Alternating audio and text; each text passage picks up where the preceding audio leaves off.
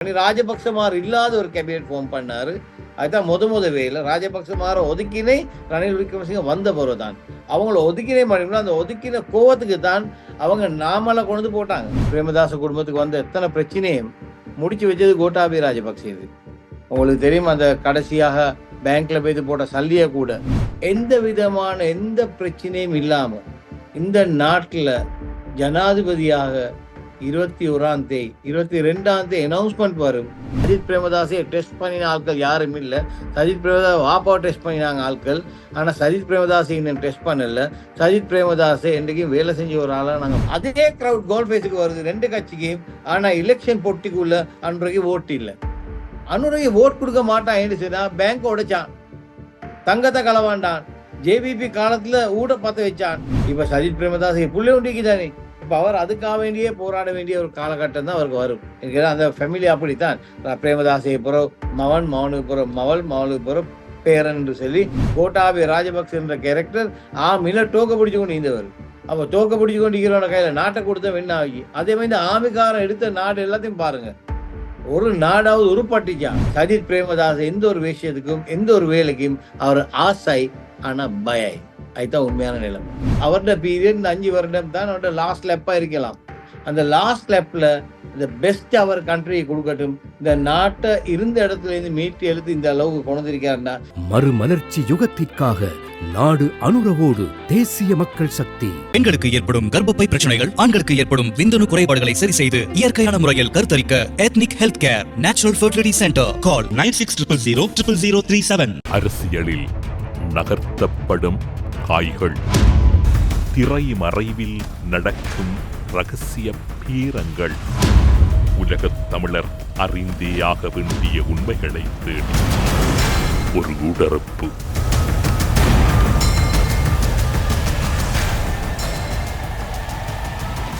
தேசிய ஐக்கிய முன்னணியினுடைய தலைவரும் முன்னாள் மேல் மாகாண ஆளுநருமான அசாத் சாலி அவர்களை ஊடறுப்பு நிகழ்ச்சியோடு இணைத்திருக்கின்றோம். ஊடறுப்பு நிகழ்ச்சியின் சார்பில் உங்களை வரவேற்பதில் மகிழ்ச்சி. வணக்கம். வணக்கம்.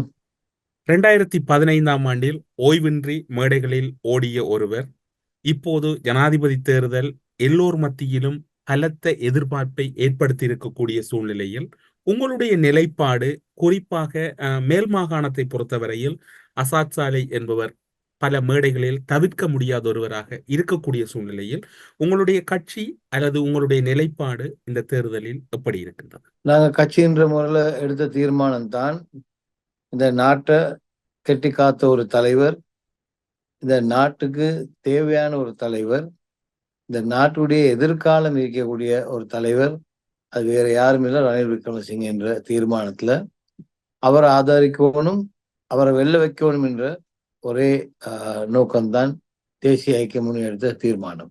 குறிப்பாக அவர் ஒருவராக நாடாளுமன்றம் சென்ற போதும் கூட அவர் ஜனாதிபதியாக இப்போது வருவார், அவர் ஜனாதிபதியாவதற்கான அனைத்து வாய்ப்புகளும் இருக்கின்றது என்று நீங்கள் கூறிய போது பலர் அதை ஏளனம் செய்தார்கள். பலர் இவர் அரசியல் ரீதியான ஒரு மாறுபட்ட கருத்தை கூறுகின்றார்கள் என்று எங்களுடைய செவ்வியின் கீழ்ப்பகுதியில் பின்னூட்டம் வழங்கியிருந்தார்கள். அன்றே நீங்கள் ஒருவராக நாடாளுமன்றம் சென்ற போது ஜனாதிபதி என்று கூறினீர்கள். அவர் தொடர்ச்சியாக ஜனாதிபதியாக வந்தார். இப்போது அவர் சவால் மிக்க ஒரு வேட்பாளர் என்று கூறப்படுகின்றது. எதிரணியிலே சஜித் பிரேமதாச, அனுரகுமார் திசாநாயக்க போன்றவர்கள் எல்லாம் பெரும் சவாலாக இருக்கின்றார்கள். இளைஞர்கள் அனுரவை விரும்புகின்றார்கள், பலர் சஜித்தை விரும்புகின்றார்கள் என்று கூறுகின்றார்கள். இந்த சூழ்நிலை உங்களால் எப்படி பார்க்கப்படுகிறது? உண்மையிலே இந்த நாட்டுல மக்கள் ஒரு நல்ல தீர்மானம் எடுப்பாங்க என்ற ஒரு நம்பிக்கை எங்களுக்கு இருக்குது. நாங்க 2 வருடத்துக்கு இந்த நாடு இருந்த நிலைமைய சிந்திச்சு பார்த்தால் என்னமா ஒரு நிலைமையில நாங்க இருந்தோம், இலங்கைன்ற ஒரு நாடு இருக்குமா என்ற ஒரு கொஸ்டின் மார்க்கும் எங்களுக்கு இருந்துச்சு. இப்போ நாங்கள் பார்த்த மார்களை எப்படி ஸ்டார்ட் ஆகிச்சு, அதுலேருந்து ஒரு ஒரு பவர்ஃபுல்லான ஒரு ஜனாதிபதி, 69 லட்சம் எடுத்த ஜனாதிபதி ஒரு ஆள் தான் இருந்தார். அவர் டிஃபென்ஸுக்கே செக்ரட்டரியாக இருந்த ஒரு ஆள் நாட்டில் லீடராக வந்து பிரசிடெண்டாக வந்து இவங்களுக்கு ஒரு மாற்றத்தை கொண்டு சிறுபான்மை மக்கள் எல்லாத்தையும் மிரிச்சு போட்டு அந்த மாதிரி ஒரு தலைமத்துவம் தான் வந்துச்சு. அது எவ்வளோ காலம் போச்சு? நாங்கள் சொன்னோம் இது மிச்ச நாள் போகாது, இது கூடிய சீக்கிரம் இந்த ஆட்சி கலையும், நிச்சயமாக தனியார் மனிதன் ஒன்று பார்லிமெண்ட்டுக்கு எலெக்ட் ஆகினாலும் நேஷனல் லிஸ்ட்ல வந்தாலும் அவங்க இன்னும் பார்லிமெண்ட் போகாம இருக்கிறதுனால அவங்களோட கட்சியில ரணில் விக்ரமசிங்கே தீர்மானம் பண்ணி உடனடியாக அவர் பாராளுமன்றம் செல்லணும். ஏற்கனவே அந்த 225 பேர் பார்லிமெண்ட்ல இருந்தாலும் அந்த ரணில் விக்ரமசிங்கே என்ற குறை இருந்து வந்துச்சுனால அந்த கண்ட்ரிபியூஷன் அவரோட இந்த நாட்டுக்கு தேவை, அவர் போவே ஓடும்ன்றதை நாங்கள் தொடர்ந்தும் சொல்லி வந்தோம். அதே மாதிரி நாட்டில் இந்த கிரைசிஸ் வந்த டைம்லையும் கூட நாங்கள் சொன்னோம் உடனடியாக இவர் பாரம் எடுக்கணும்னு சொல்லி அது மாதிரி அவர் பாராளுமன்றத்துக்குள்ள போனார் ஒரு எம்பியாக.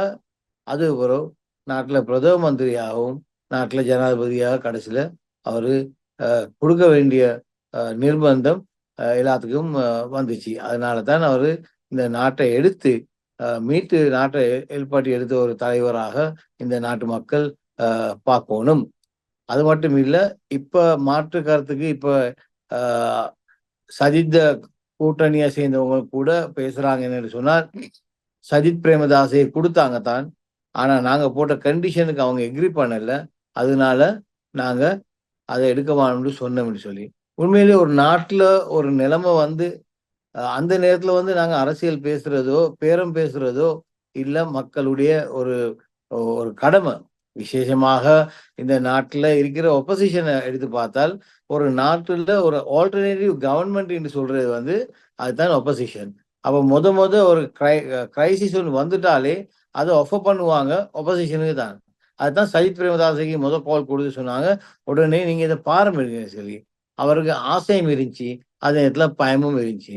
என்ன கேட்டா இதே கோல் ஃபேஸ்ல அடிபட்டு ஓடின ஒரு ஆள் அவரு, அதனால அவருக்கு அந்த பயம் ஒன்று அவர் மேல இருந்துச்சு. அதனால அவங்க இதை எடுக்கிறதுக்கு ஏழைன்னு சொன்னாங்க. அவங்க போட்ட கண்டிஷன் என்னன்னு சொன்னா, எங்களோட முன்னாள் ஃபைனான்ஸ் மினிஸ்டர் அலி சப்ரி வந்து அவர் தான் முத நெகோசியேட் பண்ணினாரு.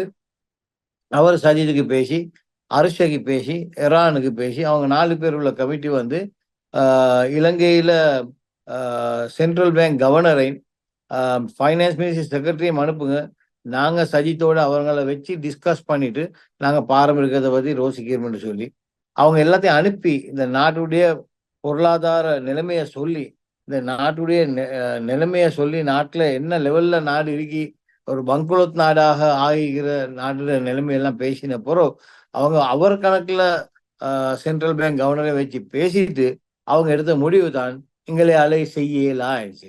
அப்ப அது ஓப்பனாக இப்ப ஏற்றுக்கொள்றாங்க. அப்ப அன்றைக்கு ஒரு நாட்டுல இருந்த நிலைமையை பார்த்தே ஏலான்னு சொன்ன ஒரு கட்சி திரும்ப வந்து தேர்தலில் வெக்கம் இல்லாம கேட்கிறேன்னு சொன்னா அது மக்கள் ரோசிக்கணும். இவருக்குள்ள வந்த பிறகு ஒரு கிரைசிஸ் வந்துட்டு சொன்னா நாட்டை வித்துருவாரா இல்ல நாட்டை விட்டுட்டு ஓடிடுவாரா என்ற ஒரு கேள்வி ஒன்று இருக்குது. அதனால இன்றைக்கு நாங்க பட்ட கஷ்டங்கள் எல்லாத்தையும் எடுத்து பார்த்தால் நாங்க திரும்ப இந்த நாட்டுல மொண்டசூரில் இருக்கிற 2 பேரை கொண்டு அவங்க 2 பேர்ல ஒரு ஆளும் ஜனாதிபதி ஆக்கணும்ன்ற தீர்மானம் எடுத்தாங்கண்டா மக்கள், அங்கதான் அந்த முழு இலங்கையில வாழ்ற ஜெனரேஷனை யங்ஸ்டர்ஸ் எல்லாத்தையும் நாங்க ஒரு ரோங்கான ஒரு திசைக்கு திருப்புறோம் என்றே தான் என்னுடைய ஒப்பீனியன். அதனால நாங்க சிந்தித்து செயலாற்ற வேண்டிய ஒரு காலகட்டத்துல நாங்க இருக்கிறோம். அதனால மக்கள் மத்தியில ஒரு நல்ல ஒரு தீர்மானம் எடுப்பாங்க என்ற நம்பிக்கை எங்களுக்கு இருக்கு. நாட்டில் இன்றைக்கு இந்த 2 வருடமாக நீங்க பாத்தீங்கன்னு சொன்னால் எந்த நேரத்திலையும் நாங்க டெவலப்மெண்ட்டை பார்க்கிறோம். நாங்க எந்த காரணத்திலையும் நாங்க ஒரு பிரச்சனையை காணல. ஒரு தமிழ் முஸ்லிம் மக்களுக்கு, ஒரு மைனாரிட்டின்ற மக்களுக்கு எந்த விதமான பிரச்சனை வரல. இப்படி ஒரு நிம்மதியாக சந்தோஷமாக எல்லாரும் வாழ்றோம்னு சொன்னா அது உண்மையிலேயே நாங்க பாராட்டக்கூடிய ஒரு விஷயம் என்றதை நான் இந்த இடத்துல சொல்லிக்கொள்ள விரும்புகிறேன்.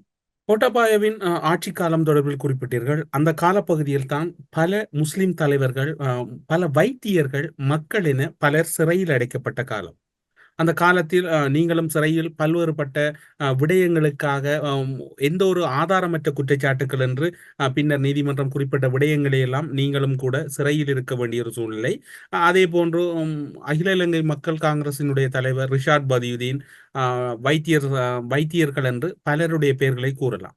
டாக்டர் ஷாஃபி, வைத்தியர் சாபி போன்றவர்களை கூறலாம். ஆனால் இன்று பார்த்தீர்கள் என்றால் இன்று முஸ்லிம் தலைமைகள், முஸ்லிம் அரசியல் மக்களை பிரதித்துவப்படுத்தக்கூடிய தலைமைகள், குறிப்பாக ரிஷாட் பதியுதீனாக இருக்கலாம், ரவுஃப் ஹக்கீமாக இருக்கலாம், கட்சியின் தீர்மானம், எங்களுடைய கட்சியின் தொண்டர்களுடைய முடிவு என்று அவர்கள் அனைவரும் ரணில் விக்ரமசிங்கவை எதிர்க்கின்ற ஒரு சூழ்நிலையில் இருக்கின்றது.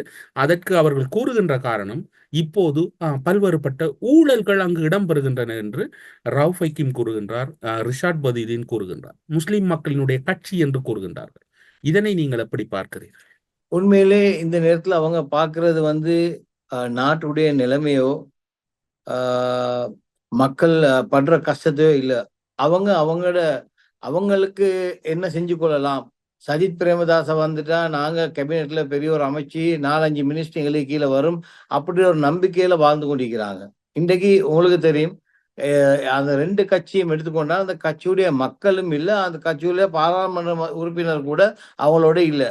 அவங்க எல்லாரும் ரணில் விக்ரமசிங்கே ஆதரிக்கிறதா நாங்க பாக்குறோம். மற்றவங்கள பயன் தட்டி விலக்கி அந்த மாதிரி ஒரு த்ரெட் பண்ணி கொண்டு அவங்கள திரும்ப எடுத்துக்கொண்டு போற லெவல்ல ரவுஃப் ஹக்கீமை நாங்க பார்த்தோம். நாங்க நேற்று முதலாம் அதே நேரத்துல நேற்று கண்டியில் நடந்த மீட்டிங்ல எவ்வளவு பெரிய கோஷம், எவ்வளவு பெரிய பிரச்சனை நடந்துன்றது கூட இன்றைக்கு மீடியால வெளியே வந்துதான் இருக்குது. இனி அவங்களுக்கு ஒரு மீட்டிங் கூட நடத்தி கொள்ள நிலைமை அவங்களோட கட்சிக்குள்ள இருக்கிறேன்னு சொன்னா நீங்க பாருங்க, மக்களுடைய அதிர்ப்பு அதே மாதிரி எதிர்ப்பும் எவ்வளவு இருக்கிறன்றத உங்களுக்கு பார்த்துக்கொள்ளலாம். அதனால இந்த தலைமத்துவம் எடுத்த தீர்மானம் சரின்றத சொல்லலாம். ஏன்னு கேட்டா சஜித் பிரேமதாசையை டெஸ்ட் பண்ணின ஆட்கள் யாரும் இல்லை. சஜித் பிரேமதாஸ் வாப்பாவை டெஸ்ட் பண்ணினாங்க ஆட்கள், ஆனா சஜித் பிரேமதாசை இன்னும் டெஸ்ட் பண்ணல. சஜித் பிரேமதாசை என்றைக்கும் வேலை செஞ்ச ஒரு ஆளா நாங்க பார்த்ததும் இல்லை. சஜித் பிரேமதாசை என்ன மாதிரி ஒரு ஸ்டாண்ட்ல நிற்பாரு, ஜனாதிபதி ஆவினா அக்கீமுக்கு என்ன நடக்கும், ரிஷாடுக்கு என்ன நடக்கும்ன்றது கூட எங்களுக்கு நல்லா தெரியும். நாங்க எக்ஸ்பீரியன்ஸோட சொல்றோம். அவர் சொன்ன வாக்க காப்பாற்ற இயலாத ஒரு தலைவர் தான் சஜித் பிரேமதாஸ். அப்படி அவர் ப்ரூவ் பண்ணப்பட்டிருக்காரு.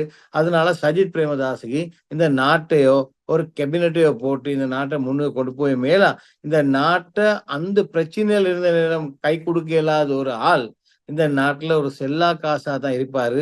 அவர் எந்த காரணத்தை கொண்டும் இந்த நாட்டுல ஒரு தலைமத்துவத்துக்கு வரைமேலா இந்த தலைமத்துவத்துல தான் அவருக்கு எதையும் செய்யல என்றதை நாங்க நல்லா பார்த்திருக்கிறோம். இதை நாங்க மக்களுக்கும் கிளியராக சொல்லணும். இதை நம்பிறாங்க. இந்த நாட்டுடைய ஃபியூச்சர் ஜெனரேஷன் வாழ்க்கையை நாசமாக்கிறாங்க. இந்த பிள்ளைகள ஃபியூச்சரை நல்லா வைக்கணும்னு சொன்னார், இந்த நாட்டை ஒரு நல்லா கொண்டு போகணும்னு சொன்னா எந்த விதமான குடும்பத்தோட ஹெரிட்டேஜை காப்பாற்றி கொள்றதுக்கோ இல்லாட்டி குடும்பத்துல இருக்கிற புள்ள குட்டியெல்லாம் காப்பாத்தி கொள்றதுக்கோ அப்படி காப்பாற்றக்கூடிய ஒன்றுமே ரணில் விக்ரமசிங்கக்கு இல்லை. அதனால ரணிலுக்கு எந்த ஒரு ஹோப்பும் வைக்க வேண்டிய அவசியமும் இல்லை. ரணில் எந்த காலத்திலயும் ஏண்ட பிள்ளைக்காக வேண்டி நான் வைக்கணும். இப்ப சஜித் பிரேமதாஸ் புள்ளை உண்டிக்கு தானே, இப்ப அவர் அதுக்காக வேண்டியே போராட வேண்டிய ஒரு காலகட்டம் தான் அவருக்கு வரும். அந்த ஃபேமிலி அப்படித்தான்.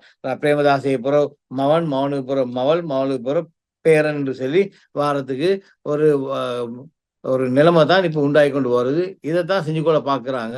ஏன்னு கேட்டா எங்களுக்கு எக்ஸ்பீரியன்ஸ்ல நாங்க பார்க்கணும். இந்த நாட்டை முன்னெடுத்து கொண்டு போயலுமான ஆள் தாருக்கு இந்த ஆற்றல் இருக்கு, தாருக்கு இதனுடைய குவாலிபிகேஷன்ஸ் இருக்கு, தாருக்கு இதோட எக்ஸ்பீரியன்ஸ் இருக்கு. இந்த நாட்டுல 6 தரக பிரதம மந்திரியா இருந்த ஒரு ரணில் விக்ரமசிங்க இவரை மாதிரி ஒரு கேரக்டர் ஸ்ரீலங்கால இல்ல. 6 தரக பிரதம மந்திரியாவின் யார் சரியும் வரலாறு இருக்குதா? இல்ல. ஆனா அவருக்கு கொடுத்துட்டா நிச்சயமாக நீங்க பாருங்க, இன்றைக்கு பாகிஸ்தான் பங்களோத்தாவு இருக்குது. ஸ்ரீலங்கா பங்களோத்தாவு எவ்வளவு நாள் போச்சு IMF வரத்துக்கு. ஆனா பாகிஸ்தானுக்கு இப்பதான் IMF உள்ளுக்கு போய்த்திருக்கிறாங்க. அப்ப எங்களுக்கு அவ்வளவு ஃபாஸ்டா வந்தாங்க. இப்ப இந்த பிரச்சனை இருக்கிற காலத்துல கூட world bank, IMF, Asian development bank இதால எங்களுக்கு 1.2 பில்லியன் வர வேண்டியது இருக்கு. இந்த 1.2 பில்லியன் வந்துட்டா. அப்படி பிரேமதாச வந்துட்டான்னு சொன்னா ரணில தாராச தோக்கடிக்கணும்னு சொல்லி தோக்கடிச்சுட்டாங்கன்னு 1.4 பில்லியன் டாலர்ஸ் இந்த நாட்டுக்கு இல்லாம பேத்துரும். அந்த சளி இல்லாம போச்சுன்னு சொன்னா இங்கட டாலர்ஸ் $400 போற அளவுக்கு இந்த நாடு ஆல்ரெடி மங்களதா இருக்கிற நாடு இன்னும் ஃபர்தர் கிரைசிஸ்குள்ள பேத்து திரும்ப போலிங் ஸ்டார்ட் ஆகி திரும்ப பிரச்சனை ஸ்டார்ட் ஆகி மக்களுக்கு எழுதி. இப்ப நாங்க இப்படித்தானே ஸ்ரீலங்கா ட்ரை பண்ணோம். கோட்டாபய ராஜபக்ச என்ற கேரக்டர் டோக்க பிடிச்சு கொண்டு இருந்தவர். அப்ப தோக்க பிடிச்சு கொண்டு இருக்கிறவன கையில நாட்டை கொடுத்த என்ன ஆகி அதே மாதிரி ஆமிக்காரன் எடுத்த நாடு எல்லாத்தையும் பாருங்க. ஒரு நாடாவது உருப்பாடல. அதே மாதிரி நாங்க திரும்ப ஒரு மொண்டசொரி பொடியனோட எடுத்து அன்றகுமார் ஆகிக்கணும், சஜித் பிரேமதாஸ் ஆகிக்கணும், மொண்டசொரி இந்த மொண்டசொரியை கொண்டு போட்டு இப்ப இவங்களுக்கு ஒரு அரசாங்கத்தை அமைக்கிறத பத்தி பேசுவோமே நாங்க. நாளைக்கு இந்த ஜனாதிபதி தேர்தலில் சஜித் பிரேமதாச வெத்திட்டாரு. ஏற்கனவே 40 சீட்ல இருந்து 15 பேர் வந்துட்டாங்க. இன்னும் 4-5 பேர் வந்துருவாங்க நாளைக்கு 4 நாள். அப்ப 20 பேர் வந்த பிறகு சஜித் பிரேமதாஸ் 20 பேரை வச்சு நாட்டை செய்யறதா? அன்றகுமாருக்கு உள்ள 3 பேரை வச்சு நாட்டை செய்யறதா? நாளைக்கு அனுரகுமார் திசாநாயக்க ஜனாதிபதியா வந்தாருன்னு சொன்னா அவருக்கு ஒரு கேபினெட் போட்டியிலுமா? அப்ப உடனே தேர்தலுக்கு போகணும். அந்த கிரேஸ் பீரியடுக்குள்ள அந்த 3 மாசம் டைமுக்குள்ள நாடு எந்த லெவலுக்கு போகும்? நாடு பங்களோத்தாயிக நாடு. நாட்டுக்கு IMF கமிட்மெண்ட் இருக்கு, வேர்ல்ட் பேங்க் கமிட்மெண்ட் இருக்கு, மத்த நாட்டோருக்கு நாங்க எடுத்து சல்லி கொடுக்க வேண்டியது இருக்கு. இப்ப இதெல்லாத்தையும் ரோசிக்காம சிலவனோர் பேசுறாங்கன்னா, இப்பயே ரணில் விக்ரமசிங்க வந்தாரு, எல்லாத்துக்கும் சல்லி தர மாட்டேன்னு சொல்லிட்டாரு, சல்லி எல்லாம் எடுத்தாரு. ஆனா உங்களுக்கு தெரியும், ஸ்ரீலங்காவை பொறுத்த அளவுல பங்களோத்தாவை சிறு முத கை கொடுத்த ஒரு நாடு தான் பங்களாதேஷ். பங்களாதேஷ் 400 மில்லியன் எடுத்தாங்க. அந்த 400 மில்லியனை திருப்பி கொடுத்தாச்சு. அந்த மாய் எடுத்துட்டு கொடுக்கக்கூடிய ஒரு தலைமத்துவமும், கொடுக்கிற பண்பாடுகிற ஒரு தலைமத்துவமும், நாங்க எடுத்ததை கொடுக்கணும், நாட்டுல பேரை காப்பாற்றுகின்ற தலைமத்துவம் இந்த நாட்டுல ரணில் விக்ரமசிங்கை மட்டும்தான் இயலும்ன்றதை தான் நாங்க தொடர்ந்து சொல்லி வந்தோம். கேட்டா இந்த நாட்டுல இது எக்ஸாம் வைக்கிறதும் டெஸ்ட் பண்ற காலம் இல்ல. இது நாட்டை செஞ்சு கொண்டு போயிட்டு ப்ரூவ் பண்ணியாச்சு. 2 வருஷம் நிம்மதியாக சந்தோஷமாக மக்கள் வாழ்றாங்கன்னு சொல்லி அந்த நிலைமையில இது கண்டினியூ ஆயிடுச்சுன்னா 5 வருஷத்துக்கு நாங்க எங்கேயோ போன ஒரு நாடாக இருக்கோம். நாட்டுல முன்னேற்றம், பிள்ளைகளோட ஃபியூச்சர், எஜுகேஷன் எல்லாம் ஒரு அளவுக்கு வந்து நாட்டுக்குள்ள எந்த விதமான பிரச்சனையும் இல்லாம எல்லா இன மக்களும் சந்தோஷமா இருக்கக்கூடிய ஒரு காலம் வரும் என்றதை நாங்க சொல்லிக்கொள்ள விரும்புகிறோம். ஆனால் இவர் மீது இப்படியான ஒரு குற்றச்சாட்டை பலர் முன்வைக்கின்றார்களே. இவர் ஜனாதிபதியான பின்னர் மஹிந்த ராஜபக்சவின் குடும்பத்தை காப்பாற்றினார், அவர்களுக்கு அரணாக இருந்தார், அவர்களோடு கூடவே இருந்தார். அதனால் தான் நாங்கள் இவரை வெறுக்கின்றோம். மஹிந்த ராஜபக்ச குடும்பத்தை நாடே வெறுத்தொதுக்கிய போது இவர்தான் அவர்களை காப்பாற்றினார். எனவே இவர் ஜனாதிபதியாக வெற்றி பெற்றால் கூட மீண்டும் அவர்களுக்கு இவர் உதவி செய்வார் என்கின்ற ஒரு குற்றச்சாட்டை நீங்களும் அவதானித்திருப்பீர்கள். அது தொடர்பில் நீங்கள் என்ன? உண்மைதான் சொல்றாங்க. ஆனா அது காரணம் யாரு? இது மக்கள் விலையும் கொள்ளணுமான முக்கியமான ஒரு விடயம். நல்ல ஒரு கேள்வி நீங்க கேட்டீங்க. ஏன் ராஜபக்ச அவங்களோட அரசாங்கம் செஞ்சாரு? ரைட். இந்த நாட்டுல ரணில் விக்ரமசிங்க ஒரு ஆளாக பாராளுமன்றத்துக்கு வந்து இந்த நாட்டுல பிரதம மந்திரியாவே ஜனாதிபதி வந்து அவர் முத பார்லிமெண்ட் வந்து சிறுக்குன்னு சொன்னது என்னன்னு சொன்னா, இந்த நாடு இருக்கிற நிலைமைக்கு எல்லா கட்சிகளும் பாராளுமன்றத்தில் இருக்கிற எல்லா கட்சிகளும் ஒன்றுபட்டு இந்த பாராளுமன்றத்தை ஒரு கட்சியாக நாங்க மாத்தி இந்த நாட்டோட பிரச்சனைக்கு மட்டும் நாங்க எல்லாரும் ஒன்றுபடுவோம். இந்த நாட்டோட பிரச்சனை எல்லாம் தீர்த்த போறோம். திரும்ப நீங்க எல்லாம் எலெக்ஷன் வர நேரத்துல நீங்க எல்லாம் திரும்ப உங்களோட கட்சிக்கு பேத்து நீங்க தேர்தல் களம் இறங்க, நீங்க தேர்தலை செய்யுங்க, உங்களோட அரசியலை செய்யுங்க, அதுல எனக்கு எந்த மாற்று கருத்தும் இல்லைன்னு சொன்னாரு. உண்மையிலே அதை கேட்டிருந்தாருன்னா சஜித் பிரேமதாஸ். இன்றைக்கு சஜித் பிரேமதாஸே காரணம் இல்லாம ஒரு காரணம் சொல்றேன்னு சொன்னா ராஜபக்ச சரி நான் தான் ஜனாதிபதியா வாரேன்னு சொன்னாலும் நீங்க நினைச்சுக்கோங்க, நான் வந்தாலும் எனக்கு பாராளுமன்றத்தை நடத்தி கொண்டு போறதுக்கு எனக்கு ஒரு ஸ்ட்ரென்த் ஒன்று வேணும், ஒரு ஒரு பவர் ஒன்று வேணும், ஒரு நம்பர்ஸ் ஒன்று வேணும். 225 பேர் இருக்கிற பார்லிமெண்ட்ல எனக்கு அட்லீஸ்ட் 60 பேர் எனக்கு சப்போர்ட் பண்ணா தான் எனக்கு தேவையான மோஷனோடையோ அந்த ப்ரொபோசலோ கொண்டு பாராளுமன்றத்துல பாஸ் பண்ணி எடுக்கக்கூடிய ஒரு நிலைமை வரும். அப்ப சஜித் பிரேமதாஸை கூப்பிடும், அவர் என்னையால ஏலா, நாங்க எந்த சப்போர்ட்டும் உங்களுக்கு தரமாட்டோம்னு சொன்ன ஒரு தலைவர் தான் சஜித் பிரேமதாஸ். அதே மாதிரி 3 பேர் உள்ள அனுரகுமாரையும் இதுதான் செஞ்சாங்க. கடைசியில அவருக்கு என்ன நடந்துச்சு? அவருக்கு கேபினெட் ஒன்று போடணும், அவர் இந்த கொண்டு போய் இன்னும் அதுல இருந்த இடத்துல நல்ல ஆட்கள் கொஞ்சம் பேர் எடுத்து அவர் ஒரு கேபினெட் ஒன்று ஃபார்ம் பண்ணி ராஜபக்சமார் இல்லாத ஒரு கேபினெட் ஃபார்ம் பண்ணாரு. அதுதான் முத வேலை. ராஜபக்சமார ஒதுக்கினை ரணில் விக்ரமசிங்க வந்த பிறகுதான் அவங்கள ஒதுக்கினே பண்ணினா அந்த ஒதுக்கின கோவத்துக்கு தான் அவங்க நாமலை கொண்டு போட்டாங்க ரணிலுக்கு எகேன்ஸ்டா, ரணில தோக்கடிக்கணும்னு சொல்லி. அதனால இவங்க சொல்ற கதை மக்கள் ஏற்றுக்கொள்ள போற கதை இல்லை. இன்றைக்கு நாமல் ராஜபக்சே போட்டிக்கு வந்து நாமல் வந்து ரணிலுக்கு ஓட்டு எடுத்து ரணில போட்டியில போடுவாரா? இல்ல. நாமல்ட கேம்பெயின் வந்து அவங்க போறாங்க, வேற ஒரு லைன்ல போறாங்க, நாமல் வெறுத்தோடு போறாங்க. ஆனா நாமலும் இல்ல, இங்கட சஜித்தும் இல்ல, அனுரகுமாரும் இல்ல, ரணில் தான் வெற்றி பெறுவார்ன்றது ஒரு உறுதியாக இந்த நாட்டுல மக்கள் தீர்மானிச்சிருக்கிறாங்க. காரணம் தான் சஜித் பிரேமதாஸ் எந்த ஒரு விஷயத்துக்கும் எந்த ஒரு வேலைக்கும் அவர் ஆசை, ஆனா பயை. அதுதான் உண்மையான நிலைமை. நீங்கள் இப்போது நாமல் ராஜபக்ச தொடர்பில் குறிப்பிட்டீர்கள். கடந்த 2 வாரங்களுக்கு முன்னர் சஜித் பிரேமதாசவை சந்தித்ததாக ஒரு தகவல் வெளியாகி இருந்தது. மிகவும் இரகசியமான முறையில் அந்த சந்திப்பு இடம்பெற்றதாக. ஆனால் இப்போது நீங்கள் குறிப்பிடும்போது குறிப்பிட்டீர்கள், ரணில் விக்ரமசிங்க அவர்களை தோல்வியடைய செய்வதற்காகவே அவர்கள் தங்களுடைய நகர்வுகளை மேற்கொண்டிருக்கின்றார்கள். வேட்பாளராக நாமலை தற்போது களமிறக்கி இருக்கின்றார்கள் என்று சஜித் பிரேமதாசோடு உரையாடியதாக கூறப்படுகின்றார். அதன் பின்னர் சஜித் பிரேமதாஸ் அவர்கள் அதனை நிராகரித்திருந்தார். அப்படியான ஒரு சம்பவம் இடம்பெறவில்லை என்று, அது ஒரு முக்கிய வர்த்தகருடைய வீட்டில் இடம்பெற்றதாகவும் அந்த செய்திகள் பெரும் பரபரப்பை ஏற்படுத்தியது. இதில் ஏதாவது அரசியல் பின்னணிகள் இருக்கும் என்று நீங்கள் கருதுகிறீர்களா? நாமல் ராஜபக்ச குடும்பத்துக்கும் சஜித் பிரேமதாச குடும்பத்துக்கும் பெரிய ஒரு டிஃபரன்ஸ் ஒன்று இல்லை. அவங்க அடிக்கடி அவங்களோட வார பிரச்சனைகளுக்கு அவங்களுக்கு புரோக்கர்மா இருக்கிறாங்க. அவங்கள வச்சு அந்த பிரச்சனைகளுக்கு அவங்க தீர்வு காண்ற ஆட்கள் தான். இப்போ எங்களுக்கு தெரியும், பிரேமதாச குடும்பத்துக்கு வந்த எத்தனை பிரச்சனையும் முடிச்சு வச்சது கோட்டாபய ராஜபக்சே. இது உங்களுக்கு தெரியும். அந்த கடைசியாக பேங்க்ல போய் போட்ட சல்லிய கூட அந்த பிடிப்பட்ட நேரம் அது அவங்கள காப்பாத்தினே கோட்டாபய ராஜபக்சே. இன்றைக்கு இருக்கிற மினிஸ்டர் டிரான் அலஸ் தான் முன் கோட்டாபைக்கு கால் பண்ணி சஜித் பிரேமதாசையை போட்டு பேச வச்சு அந்த கேஸ்ல இருந்து அவங்கள வித்ட்ரா பண்ணி எடுத்து அன்றைக்கு அரெஸ்ட் பண்ண போனால அரெஸ்ட் பண்ணாம வச்சு. அதனால பிரேமதாச குடும்பத்துக்கு என்ன விவகாரம் ராஜபக்ச குடும்பத்துக்கு நல்ல நல்ல ஒத்துமை இருக்குது. என்ன விவகாரம்? அந்த வழக்கு விவகாரம் என்ன விவகாரம்? அது அவங்களுக்கு யாரோ கொடுக்க வேண்டிய சல்லிக்கு கொண்டு போஜ் நோட் கொடுத்து அவங்க பேங்க்ல கொண்டு போய் டிபாசிட் பண்ண நேரம் அவங்கள சிஐடியால அரெஸ்ட் பண்ணதுதான். அந்த கேஸை கூட டிரான் அலஸ் தான் முன் கோட்டாபைக்கு பேசி கோட்டாபய ராஜபக்ச தான் சிஐடிக்கு இன்ஸ்ட்ரக்ஷன் கொடுத்தாரு, அவர் அரெஸ்ட் பண்ண வானம். அதை ஸ்டேட்மெண்ட் ஒன்று எடுத்து தாரு இந்த சல்லியை கொண்டு கொடுத்தேன்னு கேட்டு அந்த கேஸை அதை அப்படியே அடித்தட்டுக்கு போயிட்டு அது எப்படியோ எங்கேயுமே போகல. கேஸ் அதை மாதிரி முடிஞ்சு. அதை மாதிரி எத்தனையோ கேசஸ் அவங்களோட வந்ததெல்லாம் கோட்டாபய ராஜபக்ச ரிசால்வ் பண்ணி கொடுத்தது எங்களுக்கு எல்லாத்துக்கும் தெரிஞ்ச ஒரு விடயம். சஜித் அணியில் இருக்கக்கூடிய உங்களோடு மிகவும் நெருக்கமாக பழைய இருக்கக்கூடிய பல முக்கிய அரசியல் பிரமுகர்கள் தலதா அத்துக்கோரளவாக இருக்கலாம், அதே போன்று நாடாளுமன்ற உறுப்பினர் ஹபீர் காசிமாக இருக்கலாம். இப்போது இன்னும் ஒரு பெயர் அடிபடுகின்றது, ரஞ்சித் மத்தும பண்டார். ரஞ்சித் மத்தும பண்டார் அவர்களை சஜித் பிரேமதாசவின் பிரதான மேடைகளில் காண முடியவில்லை என்று. அதே போன்று ஹிருணிகா பிரேமச்சந்திரன் அவரும் அதிருப்தியை வெளியிட்டிருக்கின்றார்.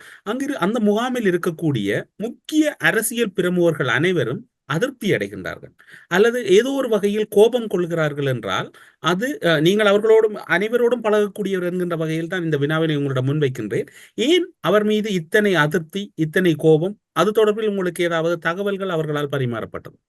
இல்ல, உண்மையிலே அந்த கட்சியில இப்ப இதான் சொல்றேன், 40 பேர் இருக்கிற கட்சியில இன்றைக்கு இவ்வளவுக்கு 17 பேர் முடிஞ்சுன்னு சொன்னா, இன்னும் 4-5 பேர் நாளைக்கு வாராங்கன்னு சொன்னா அந்த கட்சி மேல அதிர்ச்சி தான் உண்டாவிருக்கு. ஏன்னு சொன்னா அவங்களுக்கு தெரியும் இந்த கட்சியில இந்த லீடர் ஒரு ஸ்டேபிள் இல்லாத ஒரு லீடர், ஒரு விஷன் ஒன்று இல்லாத ஒரு லீடர். எந்த இடத்துல என்ன செய்வாருன்னு தெரியாது, ஸ்டேட்மெண்ட் பண்ணி விட்டுருவாரு, இவரால எங்கட ஃபியூச்சர் நாசமா போய் தரும், அப்படி ஒரு எண்ணத்தோட அவங்களோட எம்பி மாறிக்கிறாங்க. இப்ப நாங்க பார்த்தோம் ராஜித சேனாரத்னை பொறுத்த அளவுல அவர் ஒரு மாடரேட் ஒரு பொலிட்டீஷியன், ஒரு நாட்டுல ஹெல்த் மினிஸ்டராக இந்த நாட்டுல ஒரு பெரிய ஒரு ரெவல்யூஷனுடைய பண்ணி ஒரு தலைவர்னு சொல்லலாம். அவரோட பீரியட்ல தான் இந்த கவர்மெண்ட் ஹாஸ்பிட்டல்லாம் பிரைவேட் ஹாஸ்பிட்டலான ஸ்டாண்டர்டுக்கும், அதே நேரத்தில் அந்த ஹாஸ்பிட்டல்ஸுக்கு சேஞ்சஸும் டாக்டர்ஸ் மாறும், அதுக்கு தேவையான எக்யூப்மெண்ட்ஸ், மெடிசின், சல்லி எல்லாத்தையும் எலோகேட் பண்ணி அவங்களுக்கு எல்லாத்துக்கும் அந்தந்த பவர்ஸை கொடுத்து அந்த ஹாஸ்பிட்டல் எல்லாம் ஒரு ஸ்டேட் சர்வீஸ் ஹாஸ்பிட்டலை விட ஒரு பிரைவேட் ஹாஸ்பிட்டல்ன்ற லெவலுக்கு மக்களுக்கு ஹாஸ்பிட்டலில் போய் இனிமேல் பிரைவேட் ஹாஸ்பிட்டலுக்கு போகாமல் நாங்கள் கவர்மெண்ட் ஹாஸ்பிட்டலுக்கே போகணும் என்ற தீர்மானம் எடுக்கக்கூடிய ஒரு அளவுக்கு ஒரு ரிஃபார்ம் செஞ்ச ஒரு மனிதர். அவரே இன்றைக்கு வந்திருக்கிறார்னு சொன்னார்.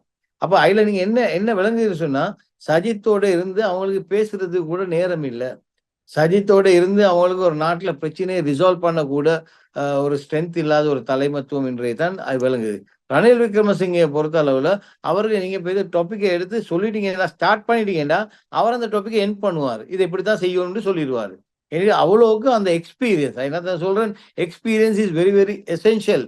இந்த மாதிரி ஒரு குரூஷியல் டைம்ல உலக நாடுகளோட டீல் பண்றதுக்கு, இன்டர்நேஷனல் கம்யூனிட்டியோட டீல் பண்றதுக்கு, ஃபாரின் பேங்க்ஸோட டீல் பண்றதுக்கு யூ நீட் த எக்ஸ்பீரியன்ஸ். அந்த எக்ஸ்பீரியன்ஸ் இல்லாட்டி ஏலா சஜித் பிரேமதாஸுக்கு அந்த எக்ஸ்பீரியன்ஸும் இல்லை, அந்த ஆழ்மையும் இல்லை, அவருக்கு அந்த திறமையும் இல்லை. அதனால சும்மா டைமை வேஸ்ட் பண்ணி இந்த நாட்டு மக்கள் திரும்ப அந்த 2 வருடத்துக்கு முதல் இருந்த நிலைமைக்கு இந்த நாட்டை கொண்டுராம எல்லாரும் சிந்திச்சு செயலாட்டக்கூடிய ஒரு காலகட்டத்துக்கு தான் நாங்கள் வந்திருக்கிறோம். அதனால நிச்சயமாக இந்த நாட்டுல இந்த நாட்டு தலைமத்துவம் ரணில் விக்ரமசிங்கே இருந்தே ஆகணும், அவருக்கு மட்டும்தான் இதை செய்யலும் என்றதுதான் எல்லாத்துடைய ஒரு கணிப்பு. இலங்கையில் இத்தனை பிரச்சனைக்கும் காரணமாக இருப்பது இனப்பிரச்சனைக்கான முழுமையான ஒரு தீர்வை நோக்கி நகரவில்லை என்கின்ற கருத்தும் விமர்சனமும் அரசியல் ரீதியாக முன்வைக்கப்படுகின்றது. நீங்கள் கூறியது போன்று ரணில் விக்ரமசிங்கே அவர்கள் கிட்டத்தட்ட 6 தரம் பிரதமராகவும் ஒரு முறை ஜனாதிபதியாகவும் இருந்திருக்கின்றார். இலங்கையின் பொருளாதாரத்தில் பெரும் தாக்கம் செலுத்தக்கூடியதும் இதுவாக இருக்கின்றது இனப்பிரச்சனைக்கான தீர்வு. உங்களுடைய அனுபவத்தில் ரணில் விக்ரமசிங்கே ஜனாதிபதியாக தெரிவு செய்யப்பட்டால் இந்த விவகாரம் கையாளப்படுவது மிக முக்கியம் என்று கருதுகின்றீர்களா? அதற்கான சூழ்நிலை தென்னிலங்கையில் இருக்கின்றது. நிச்சயமாக அது இந்த தரகத்தான் ஒரு ஒரு ஒரு தனி மனிதனாக ஒரு இண்டிபெண்டன்ட் கேண்டிடேட்டாக வந்து அப்படி வந்துட்டாருன்னு சொன்னா எந்த விதமான ஒரு பிரச்சனையும், எந்த விதமான ஒரு த்ரெட்டும், எந்த விதமான ஒரு கண்டிஷனும் யாருக்கும் நாங்க அடங்காம இந்த வேலையில அவருக்கு முன்னெடுத்து செய்யலாம். என்கிட்ட ஒரு இண்டிபெண்டன்ட் கேண்டிடேட்டாக இந்த நாட்டில் இருக்கிற பிரச்சனையை தெரிஞ்சு கொண்டு வந்திருக்காரு. அதை மக்கள் எல்லாரும் சேர்ந்து ஒரு இண்டிபெண்டன்ட் கேண்டிடேட் வெத்த வச்சிடணும்னு சொன்னா அந்த கட்சிக்கு அதுக்குள்ள எந்த கட்சி அரசியலும் வரப்போறது இல்லை. அதுக்குள்ள வரப்போது ஒரு independent candidate is there permanent solution to the ethnic issue. அந்த எத்னிக் இஷ்யூன்றது ஒரு பெரிய ஒரு கேன்சராக இந்த நாட்டில் இருந்து வருது.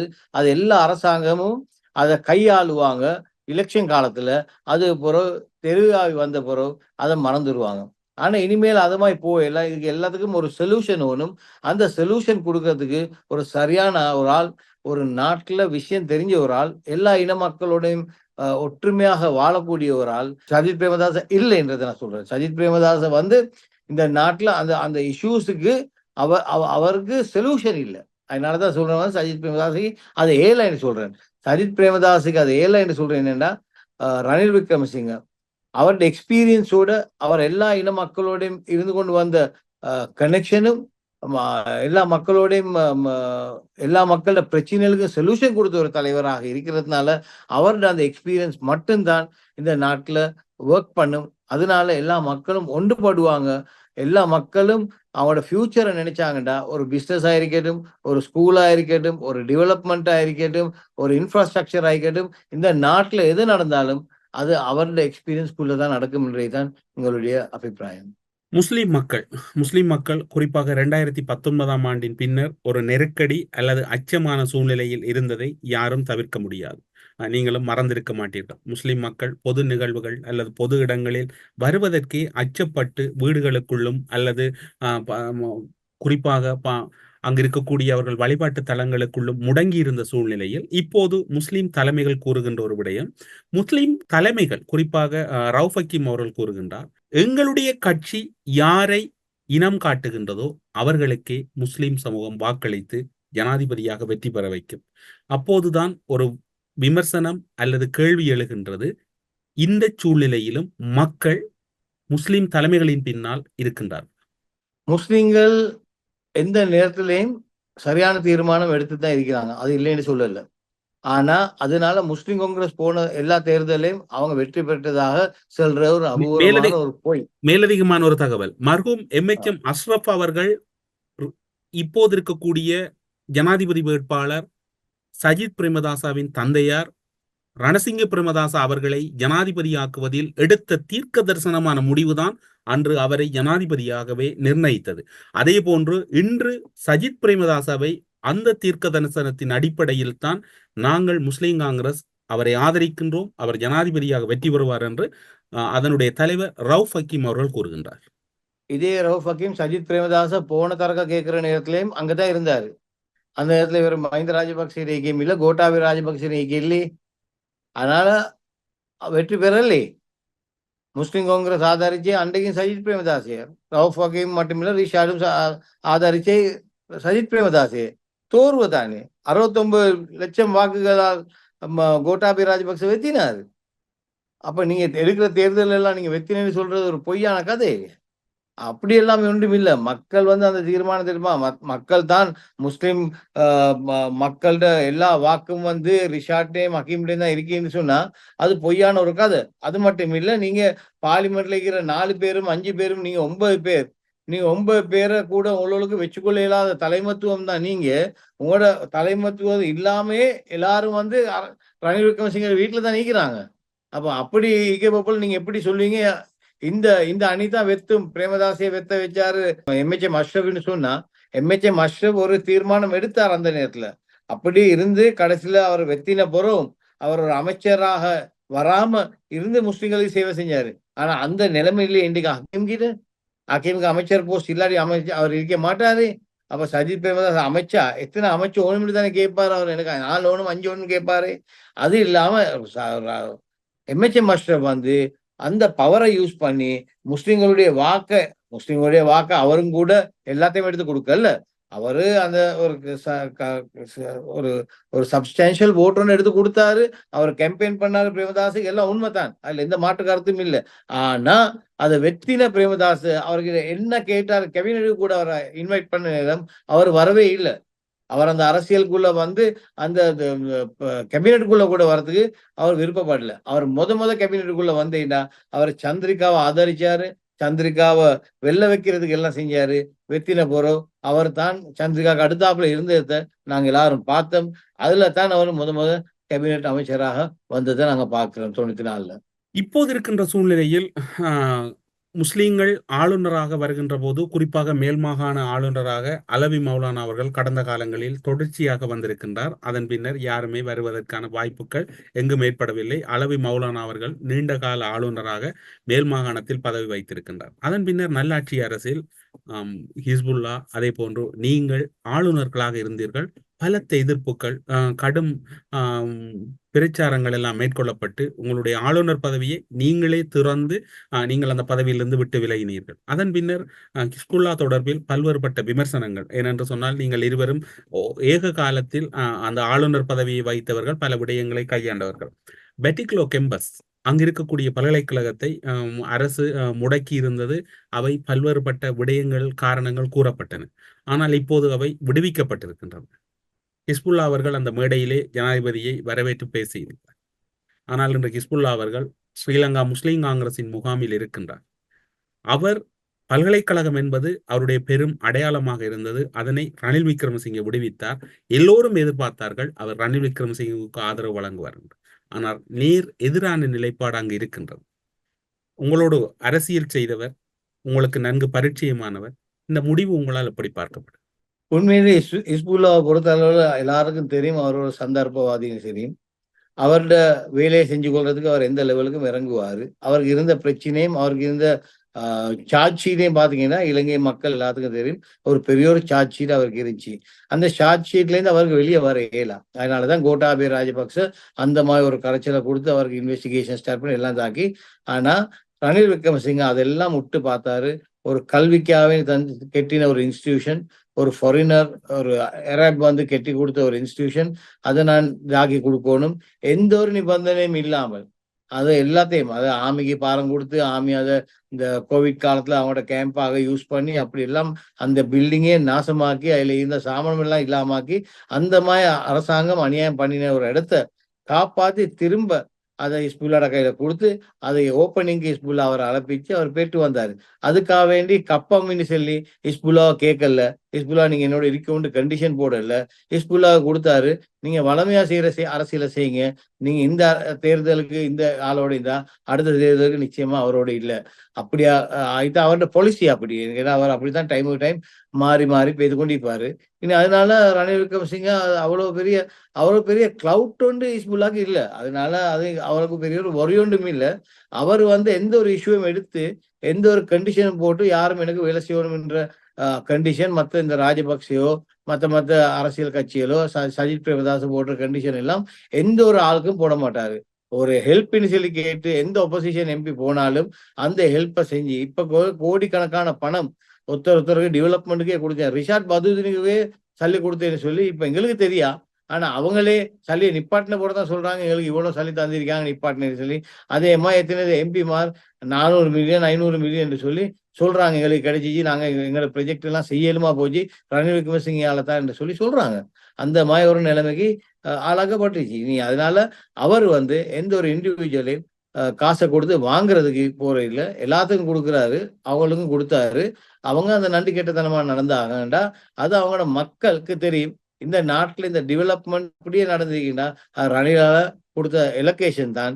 அந்த சல்லியை வச்சுக்கொண்டு இவங்க அரசியல் செய்யறேன்னு சொன்னா நிச்சயமாக அந்த மக்கள் சரியான தீர்மானத்தை தேர்தல் காலத்துல எடுப்பாங்க என்ற நம்பிக்கை எங்களுக்கு இருக்கு. இப்போதைய சூழ்நிலையில் தென்னிலங்கையின் அரசியலும் மேற்கு உலக நாடுகளினுடைய தேர்தல் தொடர்பான ஈடுபாடும் எப்படி இருக்கின்றது? அவை தொடர்பில் அவர்கள் பெரிய அளவில் கரிசனை கொள்வதாக இருக்கின்றதா, அல்லது வழமை போன்று ஒரு சாதாரண நடைமுறையாக இருக்கின்றதா? சர்வதேச நாடுகளின் கண்காணிப்பாளர்கள் எல்லாம் இலங்கைக்குள் வர இருக்கின்றார்கள். ஏன் இந்த வினா உங்களிடம் முன்வைக்கப்படுகின்றது என்றால், ராஜதந்திர ரீதியில் இந்த தேர்தல் பெரிய அளவில் ஒரு முக்கியத்துவம் வாய்ந்ததாக பார்க்கப்படுகின்றதா என்கின்ற சந்தேகம் ஊடக பரப்பில் இருப்பதனால் முன்வைக்கின்றோம். உண்மையிலே இது எந்த தேர்தல் காலத்திலையும் கூட அது அப்படிதான் ஸ்ரீலங்கால இருக்கும்.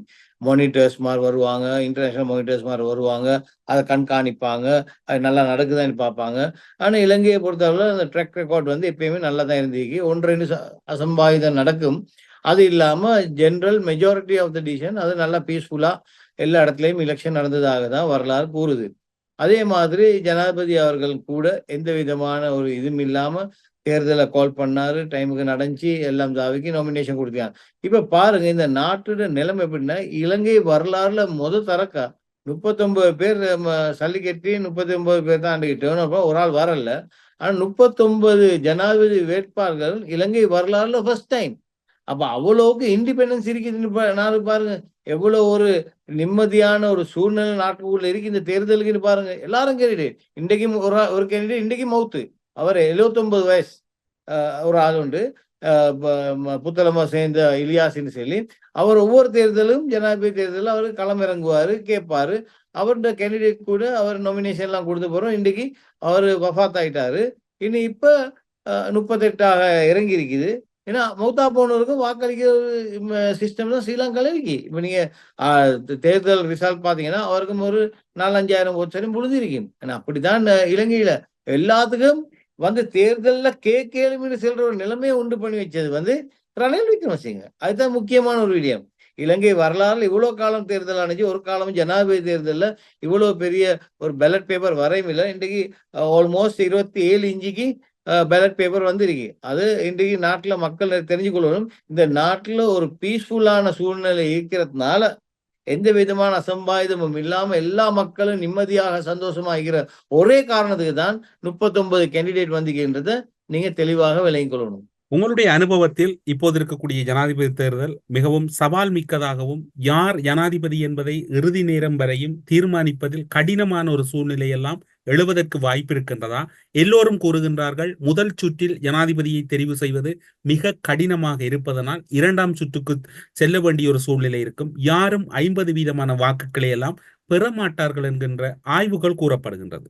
உங்களுடைய அனுபவத்தில் இந்த ஜனாதிபதி தேர்தல் அப்படியான ஒரு சூழ்நிலைக்குள் சிக்கிக் கொள்வதற்கும் அல்லது ஒரு ஜனாதிபதியை தெரிவு செய்வதற்கு ஒரு நீண்ட இழுபறி இருப்பதற்கும் வாய்ப்பு இருக்கும்? உண்மையிலே இலங்கையை பொறுத்த அளவுல ஒரு தேர்தல் வந்துட்டா இப்படி ஒரு பயம் ஒன்று வரும்.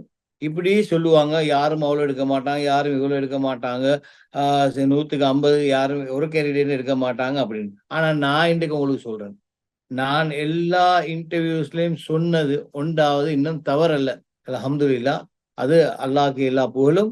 எனக்கு நான் சொன்னது அது சரியா தான் இருக்கு. ஆனா இன்றைக்கு உங்களுக்கு சொல்றேன், எந்த பிரச்சனையும் இல்லாம இந்த நாட்டுல ஜனாதிபதியாக 21ஆம் தேதி 22ஆம் தேதி அனௌன்ஸ்மெண்ட் வரும்.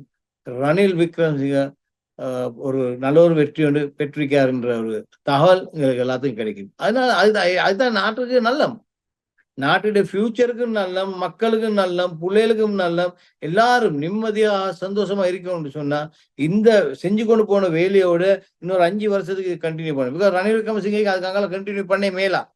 அவருக்கு இதை கெட்டி காக்குறதுக்கு ஒரு ஜெனரேஷனும் இல்லை. சஜித் பிரேமதாஸுக்கு இருக்கிற ஜெனரேஷன் சரி இப்ப அவருக்கு இல்லை. ரைட்?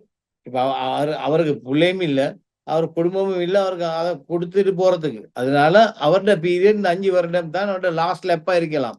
அந்த லாஸ்ட் லெப்ல இந்த பெஸ்ட் அவர் கண்ட்ரியை கொடுக்கட்டும். இந்த நாட்டை இருந்த இடத்துல இருந்து மீட்டு எழுத்து இந்த அளவுக்கு கொண்டிருக்காருன்னா இன்னொரு 5 வருஷம் கொடுத்துட்டாருன்னா எங்களுக்கு நாங்க எந்த நாளும் வந்து இந்த நாட்டை சிங்கப்பூர் ஆக்கணும். சிங்கப்பூர்காரனே இந்த நாட்டுக்கு வந்து லீ குவான் யூ வந்துட்டு போன நேரம் லீ குவான் யூ சென்னை தான் நான் ஸ்ரீலங்கா மாய் சிங்கப்பூர் ஆக்குவேன்னு சொல்லிட்டு போனாரு. ஆனா ஸ்ரீலங்கா அங்கனுக்கே இருந்துச்சு, சிங்கப்பூர் எங்கேயோ பேத்துது. இப்ப நாங்க திரும்ப சொல்லிக்கொண்டு வரோம்னா இந்த நாட்டை நாங்க சிங்கப்பூராக மாத்துவோம்னு சொல்லி. அந்த சிங்கப்பூரா மாத்துறதுக்கு இயலாமை இல்லை, ஏலும். ஆனா வந்த தலைமத்துவம் எல்லாம் இந்த நாட்டை களவாண்டு சூறாடி ராஜபக்ச குடும்பம் செஞ்ச அநியாயங்கள், இந்த ராஜபக்ச குடும்பம் செஞ்ச களவு, இந்த ராஜபக்ச குடும்பம் எவ்வளவு எல்லாம் இந்த நாட்டை சின்ன பின்னமாக்கி இந்த நாட்டை களவாண்டு அவங்க இஞ்சிக்கிற சல்லி எல்லாத்தையும் கொண்டு போய் வெளியே போட்டதுனால இந்த நாடு பங்குளத்தாவினை அல்லாம இந்த நாட்டுக்கு உண்மையிலே மக்களால எந்த விதமான பாதிப்பும் வரல. அதனால நாங்க சொல்றோம் என்னடா, இப்ப இந்த நேரத்துல தேர்தல்ல நாங்க கடைசி மட்டும் சொன்னதும் என்னடா, ரணில் விக்ரமசிங்க, ராஜபக்சேட உதவி இல்லாம தான் இந்த தேர்தலுக்கு வரணும். அவங்களும் சப்போர்ட் பண்றோம், சப்போர்ட் பண்றோம், சப்போர்ட் பண்றோம். நாங்க சொல்லிக் கொண்டிருந்தோம். இவங்களோட சப்போர்ட் வாணும்னு தான் சொல்லிக் கொண்டிருந்தோம். அதே மாரி நாங்க எல்லாரும் நினைச்ச மாரி, ராஜபக்சேட குடும்பத்தில சப்போர்ட் இல்லாம ரணில் விக்ரமசிங்க வந்தது, உண்மையிலே ரணில் வெத்தக்கூடிய ஒரு வாய்ப்பு அங்க தான் எங்களுக்கு ஸ்டார்ட் ஆயிடுச்சு. இப்பதான் நாங்க கான்ஃபிடென்ட்டா சொல்றோம். ரணில் விக்ரமசிங்க, ராஜபக்ச ஃபேமிலி இல்லாம வெத்த போறது ஒரு தேர்தல். நிச்சயமாக அபூர்வ ஒரு வெற்றியாக ரணில் விக்ரமசிங்கை கிடைக்கும் என்ற நம்பிக்கை எனக்கு இருக்கு. நாங்க சொல்லிட்டா, அது நிச்சயமாக மக்களும் கேட்பாங்க மட்டும் இல்ல, மக்களுக்கும் விளங்கும் இந்த நாட்டுல இருக்கிற நிலைமை. நாங்க போய் போலிங்ல நிக்கவோ, நாங்க போயிட்டு பஸ் இல்லாம, டாக்ஸி இல்லாம, கோச் இல்லாம, வேலைக்கு போக இயலாம, ஸ்ட்ரைக்குக்கு மாட்டிக்கொண்டு, அந்த மாரி கஷ்டப்பட்டு கொண்டு, கோல்ட் ஃபேஸ்ல ஒரு அழகுல வந்து தின்றதுக்கு இல்லாம போயிட்டு, அந்த மாரி கஷ்டப்பட்ட ஒரு காலம் இருந்துச்சு. ஆனா இன்றைக்கு அது எல்லாமே இல்ல. எல்லா இன மக்களும் சந்தோஷமா இருக்கிறாங்க, தின்னுட்டு இருக்கிறாங்க, வேலையை பேத்துக் கொண்டிருக்க, வேலை வாய்ப்பு கிடைச்சு கொண்டிருக்கு, வெளிநாட்டு வேலை வாய்ப்பு கிடைச்சு கொண்டிருக்கு. அவர்ட்ட கனெக்ஷன் எங்கெங்கெல்லாம் இருக்கு, அங்க எல்லாம் யூஸ் பண்ணி, இன்றைக்கு மக்கள ஒரு அளவுக்கு பேசக்கூடிய ஒரு ஆட்களா, சக்தியோட இருந்து பேசக்கூடிய ஆட்களாக மக்கள மாத்தி வச்சுக்கிறார் ரணில் விக்ரமசிங்க. அதுக்கு நன்றி கடனாக இருக்கணும். நாங்க இந்த நாட்டை மீட்டு எழுப்பின ஒரு தலைவருக்கு நாங்க நன்றி கடனாக, நாங்க எங்க மார்க்கத்திலே சொல்லப்பட்டிருக்கே, நாங்க நன்றி உள்ளவர்களா வாழணும்னு சொல்லி. அதனால நிச்சயமாக மக்கள் இந்த சரியான தீர்மானத்தை 21ஆம் தேதி எடுப்பாங்க. மக்கள் ஒழுங்கா வாக்களிப்பாங்க.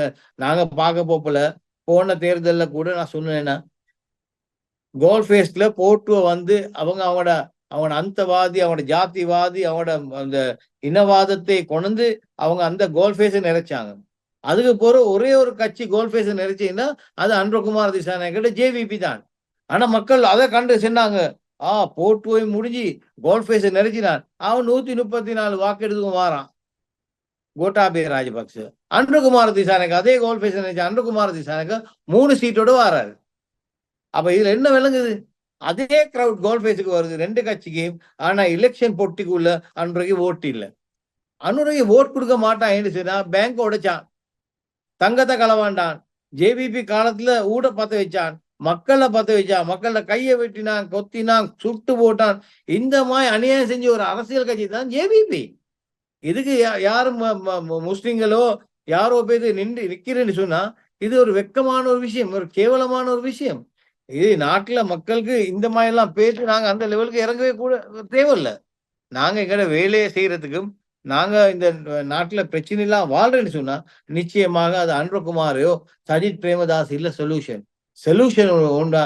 இப்ப சொல்யூஷனும் சாம்பிள் பார்க்கிற டைம் இல்லை. இந்த டைம் வந்து ஒரு குரூஷியலான ஒரு டைம். நாடு 2 வருடம் தான் பங்களோத்தாய் வெளியே வந்து கொண்டிருக்குது. இந்த நாட்டை எடுத்துக்க லோனுக்கு செட்டில் பண்றதுக்கு நாட்டை மீட்டு எழுப்பணும், நாட்டுல பேங்க்ஸை ஸ்டடி பண்ணணும். இப்ப எல்லாத்துக்கும் சேலரி இன்க்ரீஸ் பாருங்க. சேலரி இன்க்ரீஸ் இலங்கையில வரலாறுல ஃபர்ஸ்ட் டைம் அவ்வளவு பெரிய இன்க்ரிமெண்ட்ஸ் கவர்மெண்ட் கொடுத்து ரணில் விக்ரமசிங்க நல்லாட்சி அரசாங்கத்துல. இப்ப திரும்ப அது ஜனவரில இருந்து கொடுக்கறதுக்கு கூட ப்ரொமிஸ் பண்றது. அது நிச்சயமாக நடக்கணும்னு சொன்னா அது ரணில் விக்ரமசிங்க வாக்களிக்கணும். இந்த நாட்டுல எக்கனாமியை ஒழுங்கா கொண்டு போறதுக்கும், நாட்டுல எல்லா மக்களும் வாழ்றதுக்கும், நிம்மதியா வாழ்றதுக்கும் நிச்சயமாக அது கைகூடும் என்றதுதான் என்னுடைய தீர்மானம். அதனால மக்கள் ரணில் ரணில் ரணில் ரணில்ன்ற ஒரு நிலைமைக்கு வந்து இப்ப அந்த மாற்றம் வந்து கொண்டிருக்கிற ஒரு காலம் தான் இது. இன்னும் கொஞ்ச நாள் தான் இருக்கு தேர்தலுக்கு. அந்த தேர்தல் முடிகிற நேரத்துல முடிவு கிட்ட ஆகும் விளங்கும். அந்த சிச்சுவேஷன் அப்படியே மாறி எந்த விதமான பிரச்சனை இல்லாம சிச்சுவேஷன் மாறிக்கும்ன்றதை நான் இந்த இடத்துல கூறிக்கொள்ள விரும்புகிறேன்.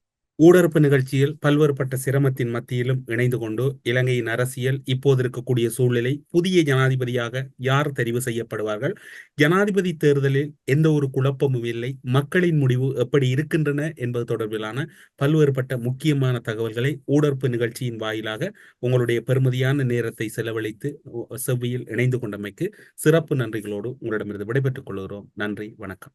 அரசியலில் நகர்த்தப்படும் காய்கள், திரைமறைவில் நடக்கும் இரகசிய பீரங்கள், உலகத் தமிழர் அறிந்தேயாக வேண்டிய உண்மைகளை தேடி ஒரு ஊடறுப்பு.